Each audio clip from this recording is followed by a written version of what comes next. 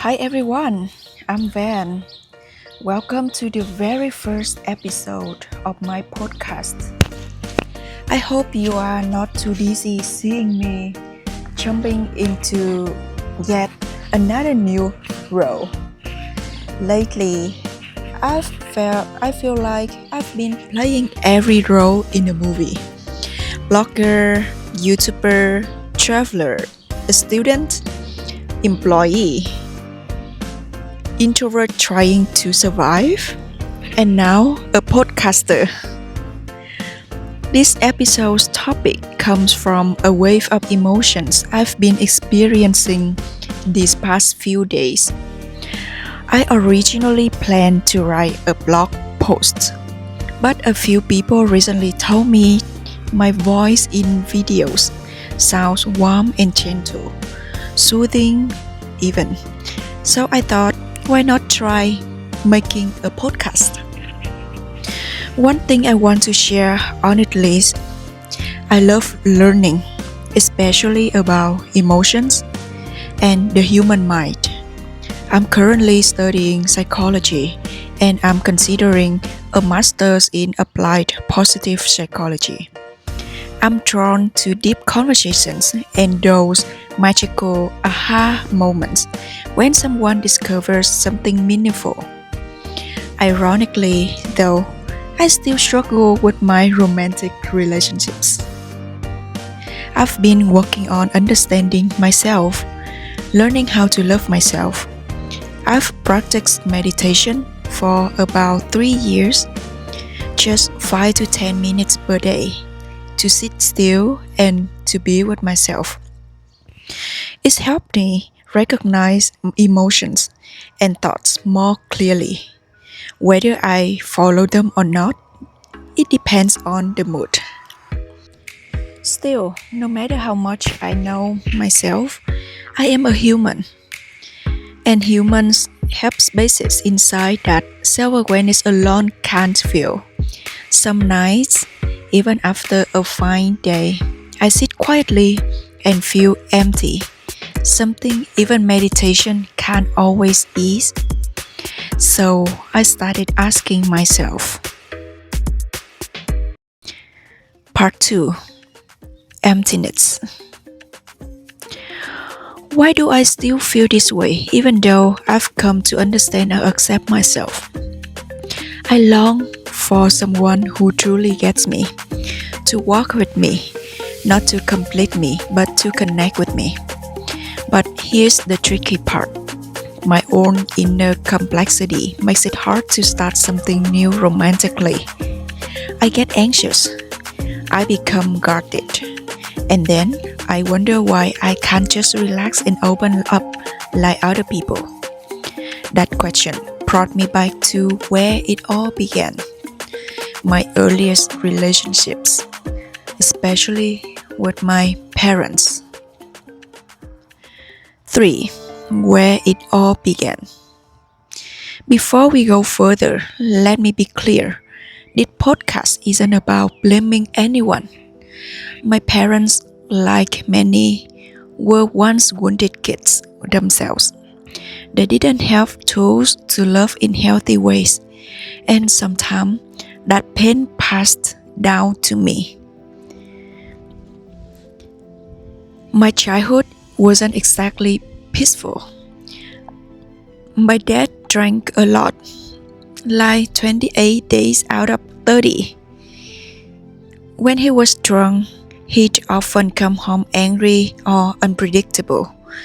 I learned to understand his mood from the smell of alcohol. Eventually, I could tell just by the sound of his motorbike or his footsteps.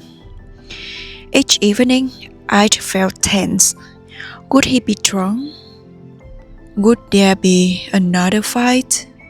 Sometimes it wasn't even loud, just the tension in the house would feel heavy. To his friends, my dad was charming, outgoing, funny, talkative. My mom was the opposite, quiet and private. independent.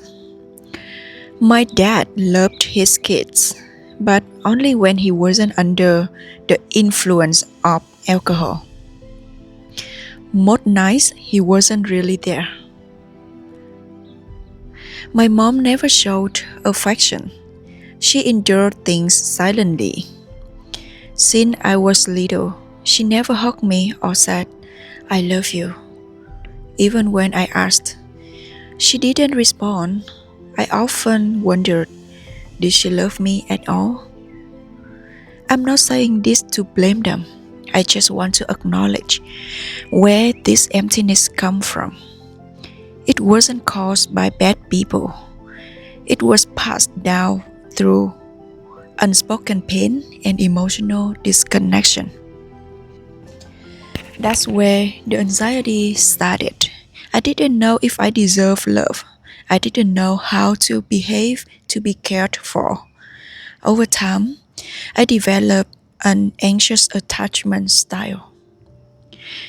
In psychology, this is called attachment theory. It says our earliest bonds shape how we trust, love, and connect in adult life.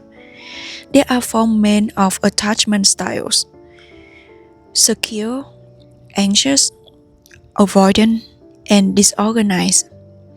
I tend to be anxious, always worried about being left, constantly overthinking if someone pulls away. And at times, I act avoidant too. When love gets real, I get scared. I've loved before. I thought I was okay. But in those relationships, I was constantly questioning, do they still like me? Why are they quieter today? Am I being too much? I tried to be perfect so they wouldn't leave. But the harder I tried, the more I lost myself. And here's the twist. I'm not needy. People around me say I'm self-aware, introspective, and emotionally grounded. Some even say I'm wise, whatever that means. I can be alone for days, reading, journaling, meditating, just existing, and I'm totally fine. But sometimes I crave someone to share life with, not to fix me, but to see me, hear me, and love me as I am. Part 4. Learning to love again. This damn emptiness isn't because I'm missing something. It's because I've been whole on my own for too long. Now, a part of me is reaching out for connection. Not desperate, not broken, just human. I'm learning how to love again. Not from fear, but from presence. And if you're on that journey too, hi, you and I were not alone.